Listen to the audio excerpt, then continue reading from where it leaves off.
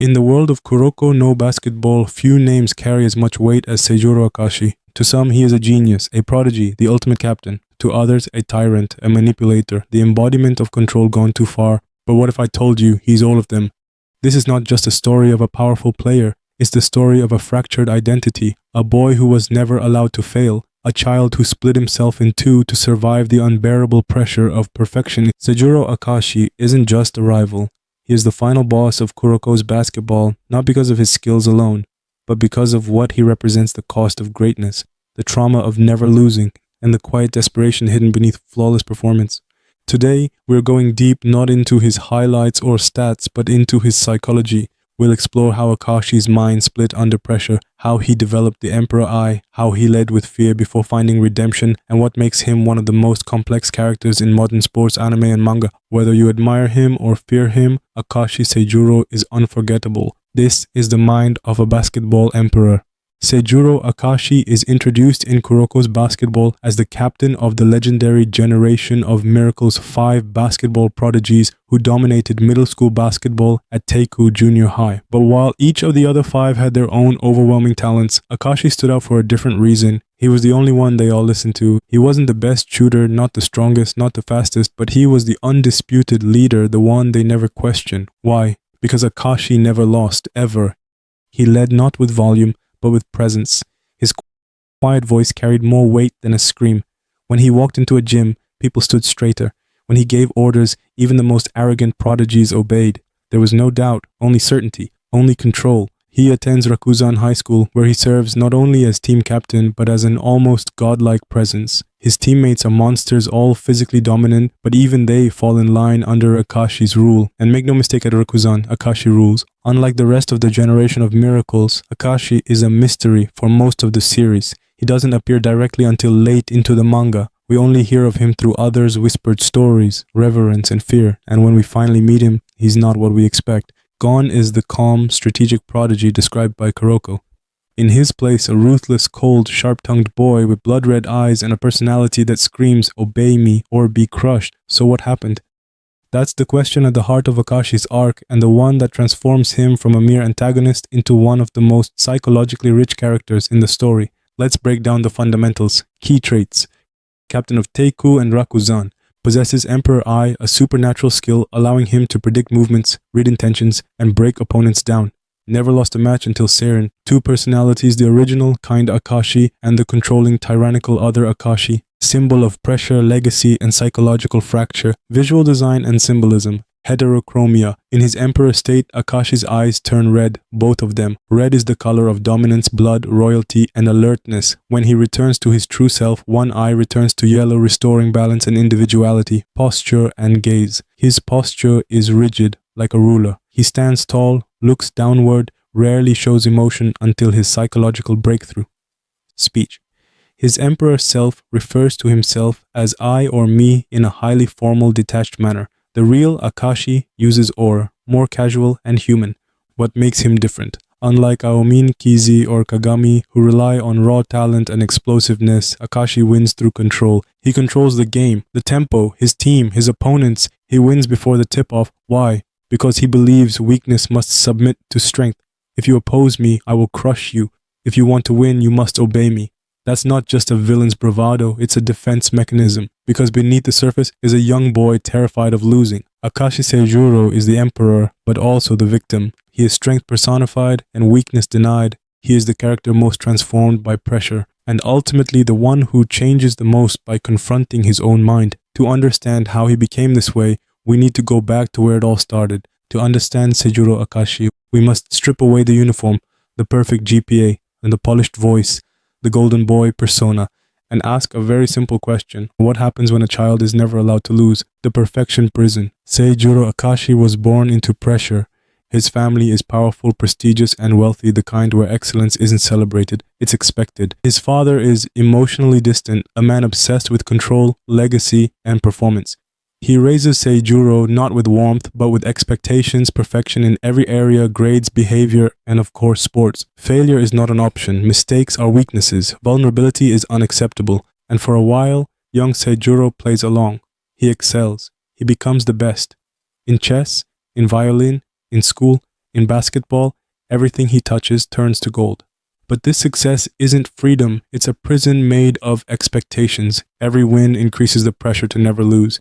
Every compliment reinforces the idea you must always be perfect, until eventually the idea becomes internalized. The psychology of the golden child. In clinical psychology, Akashi's profile mirrors what we call a golden child complex, raised with high expectations, validated only for success, emotionally neglected, not abused, but emotionally disconnected, taught to suppress negative emotions to maintain an image of excellence. These children grow into teenagers who are outwardly perfect and inwardly fragmented. They don't know how to process shame or failure because they were never allowed to have it. So what do? They develop a mask to protect their true self from being exposed as flawed. The split Akashi's dissociation begins. In Kuroko's basketball, this split is literal. When Teiku's chemistry begins to fracture, when the generation of miracles become too powerful, too self-serving, and too prideful, Akashi is pushed into a crisis. His authority as captain is challenged, his team is falling apart, the burden of keeping them united is overwhelming, and he feels the crushing weight of potential failure for the first time. This is the psychological breaking point. And in that moment, he dissociates. If I can't maintain control by being kind, then I will maintain control by force. The gentle, smiling, encouraging Seijuro, the original Akashi, steps back. And from the shadows, a second personality emerges. The birth of the Emperor. This new Akashi is cold, merciless, detached. He speaks in commands. He exerts control not just over the court, but over people. He refers to himself differently. His eyes change color. Even his posture shifts upright, rigid, regal. He becomes the Emperor. This transformation is more than dramatic flair. It's a coping mechanism. When the kind Akashi can't handle the chaos, the tyrant Akashi steps in to protect him, a kind of internal protector who ensures that control is never lost again. But this protector doesn't just guard Akashi. He consumes him. Real life parallels. Dissociative coping. What Akashi experiences isn't full-blown dissociative identity disorder, but it shares traits with dissociative coping strategies. When the pressure is too high, the brain compartmentalizes pain or stress into another mental state, a separate identity that holds the trauma so the original self can continue functioning. Akashi's tyrannical side is not evil, it's protective. But as with many dissociative defense systems, it becomes dominant and starts to erase the original personality. He doesn't just pretend to be strong, he believes he must never lose. He believes others must obey. He believes control is love because that's all he's ever known. Winning is everything the Emperor's core belief. Only the strong may lead, the weak must submit. This is the internalization of his father's worldview. To Akashi's fractured psyche, leadership equals dominance. Emotions are a liability. Compassion is a luxury only the undefeated can afford. So instead of leading by example, he leads by fear. Instead of inspiring his teammates, he uses them. At Rakuzan, this manifests in full force. He silences his team emotionally. He doesn't consult or encourage. He makes all decisions alone because he believes he's the only one who can. But inside, the real Seijuro is watching, trapped, silent, waiting to come back. The Emperor Eye, Akashi's signature ability, allows him to see movements before they happen, reading muscle tension, intent, and spatial awareness on a godlike level. But symbolically, the Emperor Eye is something deeper. It represents hypervigilance. Psychologists define hypervigilance as a heightened state of sensory sensitivity, accompanied by an exaggerated intensity of behaviors to detect threats. In trauma-affected individuals, it's common they're always on guard, always watching, always calculating the next move. Akashi isn't just reading his opponent's body, he's controlling the future because to lose control, even for a second, would mean total collapse. The Emperor Eye isn't a superpower, it's a survival mechanism. Throughout the series, the cracks begin to show. When Akashi sees Kuroko thriving without him, when Kagami challenges him with raw heart and emotion, when the bond of Sirin contrasts with Rakuzan's obedience, the mask begins to slip. The real Seijuro kind, humble, cooperative, begins to emerge in flashes. A softened voice, a moment of hesitation, a flicker of regret. It builds toward a moment of internal reckoning, a moment when Seijuro Akashi must confront the other Seijuro Akashi, not in battle, but in the mirror, the child behind the crown. At the core of Akashi's psychological profile is one wounded truth. He was never taught how to be vulnerable. He was taught how to lead, not how to follow. He was taught how to win, not how to lose. He was taught how to control others, but never how to understand himself. And so, when the world spun out of control, he created a self who never would. Every king has a childhood. Even an emperor starts as a boy. Before Akashi, Seijuro became the ruler of the court. Before the Emperor Ai, before Rakuzan, before the tyranny, there was just a child, a quiet, brilliant, lonely child, born into a castle of cold expectations. We don't get much visual detail about Akashi's home life in Kuroko's basketball, but what we do know speaks volumes. The Akashi family is immensely wealthy, likely from business or politics. Their estate is vast. Seijuro's father is a man of status, whose presence is cold, authoritative, and emotionally distant. His mother, whom Seijuro clearly loved, passed away before the events of the series. This creates the emotional baseline for his childhood, surrounded by privilege but emotionally starved, every room filled with greatness but devoid of warmth, raised to meet a standard, not to explore a self. This is important. Akashi's trauma is not from abuse in the traditional sense. His trauma is from conditional love. Conditional versus unconditional love. In developmental psychology, there are two basic parenting models. Unconditional love, I love you no matter what, allows mistakes, failure, learning, and growth. Conditional love, I love you when you succeed. The child internalizes that failure equals being unworthy. Akashi was raised on conditional love. He was praised when he achieved, ignored, or subtly shamed when he didn't. This creates a dangerous foundation. The child believes I am only valuable when I win. They suppress emotions to stay in control. They reject vulnerability and eventually, themselves, a life of mastery. Even as a child, Akashi was already a prodigy. He mastered chess, a game of control, foresight, and planning. He played the violin, elegant, precise, demanding perfection. He led in academics and sports. He was always the youngest, the best, the most composed.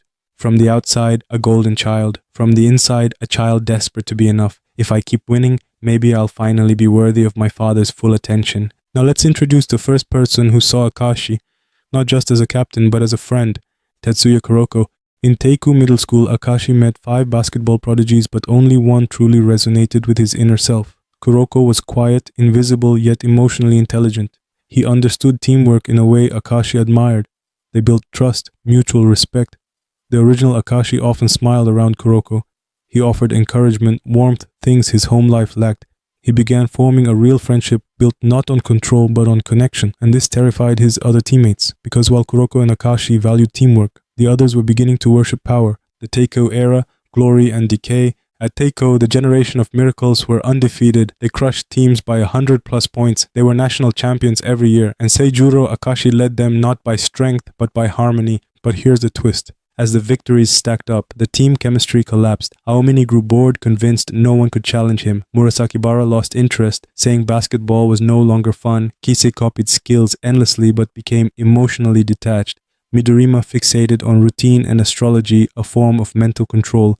Akashi tried to hold them together. He tried kindness, strategy, leadership. He tried being the glue. But the generation of miracles had changed. They no longer wanted a leader. They wanted a king. The final straw, internal rebellion. We don't see the exact moment the generation of miracles turned on Akashi, but the